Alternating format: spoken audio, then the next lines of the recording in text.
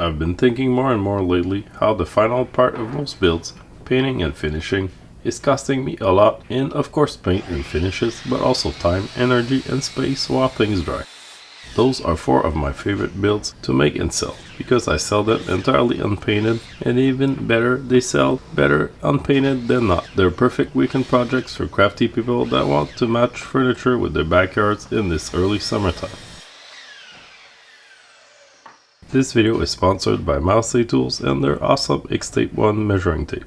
More on this later, let's get building. The first build is one that kept me busy in early summer, a chair that is made out of 2x4s but needs no longer parts, so joining is easy and it's possible to make it from scraps. Without the joiner, you can rip both opposite sides, which is not perfect but definitely better than just ripping it to width right away. With the joiner, you can usually just rip the opposite side and be done. I like to cut the pieces before heading to the planer. It just goes much quicker and easier, and it's easier on the planer too.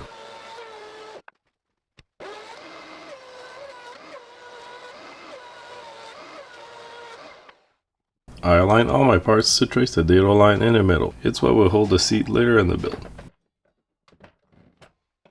As I don't have a dado stack, I do all my dados on a miter saw, line per line with this trusty jig. Check out the description for specific videos to each of those builds, with more details and build steps.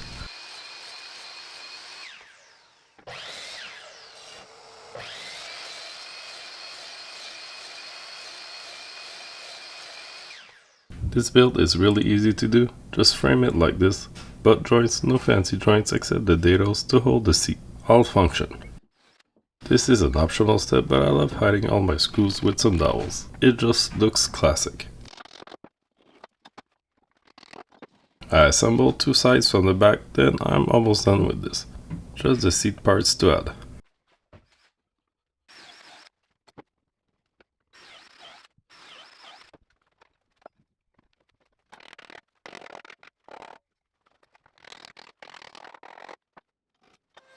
For the seat parts, I could add them as is, but I prefer them thinner for looks and feel.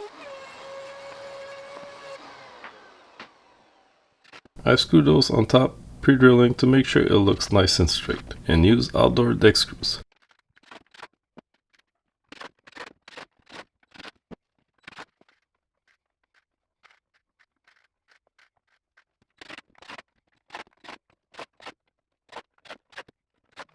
Since I sell this unpainted, I'd give it a good sanding before I put it on the marketplace. This is all for this build. Before we move forward to the second build, let me show you the X-Tape 1, a tool I have been using ever since I've got it. Whenever I have something to install on a wall, it made me realize a lot of walls aren't straight. With the laser measuring, I found during my walk-in closet build that it was wider at the top than at the bottom using the live distance feature. And it saved me from a wonky build in the end, as I'll follow the wall instead of actual squareness, which is what the eye will see. I've used the X-Tape 1 all along my walk-in closet build, but where it came in really handy was when cutting and preparing the tiles and sonopan pieces for the ceiling. The ceiling there in the walk-in closet and the walls, more so behind the beam here, are very uneven, and this is where using the live read function came in extremely handy. Set it there from the menu and you have a live reading from the butt of the tape to the laser point. I simply aligned it from edge to opposite side, and clicking the memory button, I could memorize them if I had to cut them later, but it was easy to just move from place to place, get measurements, no button pressing, no other action, which was great to do at arm's length without stretching a tape across the ceiling. This is the kind of situation where I'll for sure always reach for this and never a regular tape. It works awesome to set frames or anything that needs to be in line at 0 degrees or at a specific angle. I've used it to square off this pool deck that I found on the marketplace using the green line to raise or lower each corner. It saves all the measurements you took so you can refer back to them, no need to go back and measure a second time. I keep the X-Tape 1 in reach, always ready to go. Thanks to Mousely Tools for sponsoring this video and sending me this awesome tape. Now back to the builds with a classic French style planner that I've sold 6 or 7 this season, all unpainted and ready to go as soon as built. This planner looks like it has some huge 4x4 legs, but it's all from 2x4s. And this is one of the builds where having a joiner is really nice, to avoid any gaps or spaces making those 4x4s. The rest is all 2x2s made from 2x4s, which I use to make the frame against those 4x4 legs with pocket holes.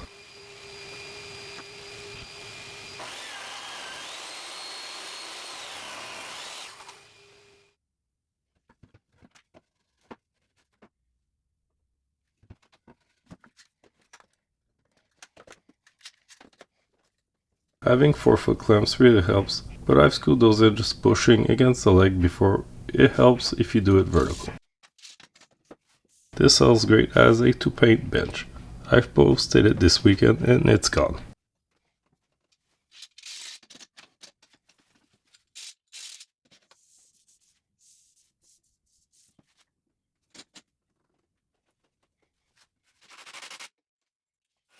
The rest of this build is resawing 2x4s into 1x4s to make planks. Or just use 1x4s if that's what's accessible to you. The last pieces I had to rip them to a specific width to fill the entire space.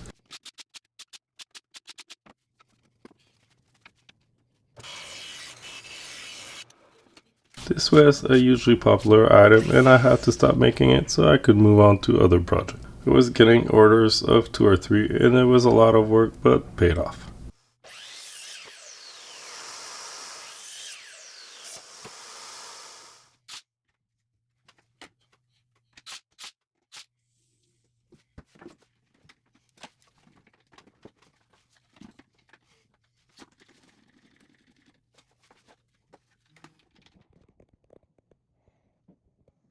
Next is a super long bench from only 4 2x4s. That can look like it was made from more wood. It's a simple build because I use butt joints and hide all the screws with dowels. I made this one at 50 inches wide.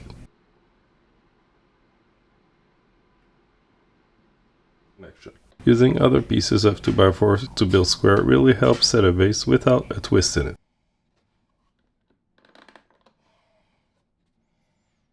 I use pocket hole drill bits to pre-drill for my dowels, which matches my 3/8 of an inch dowels to hide the screws.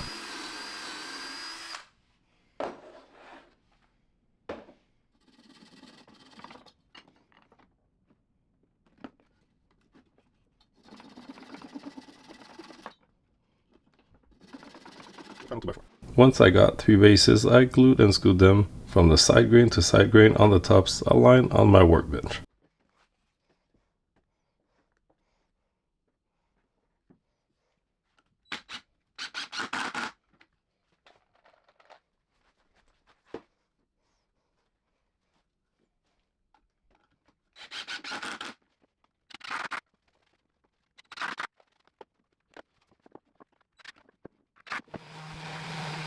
Give it a last sanding. Make sure all the edges are nice and chamfered, smooth and ready to paint, as your buyers don't expect to do any sanding before their first coat. Thanks to Milestone Tools for sponsoring the video. See you next time with builds of all sorts. Subscribe for more.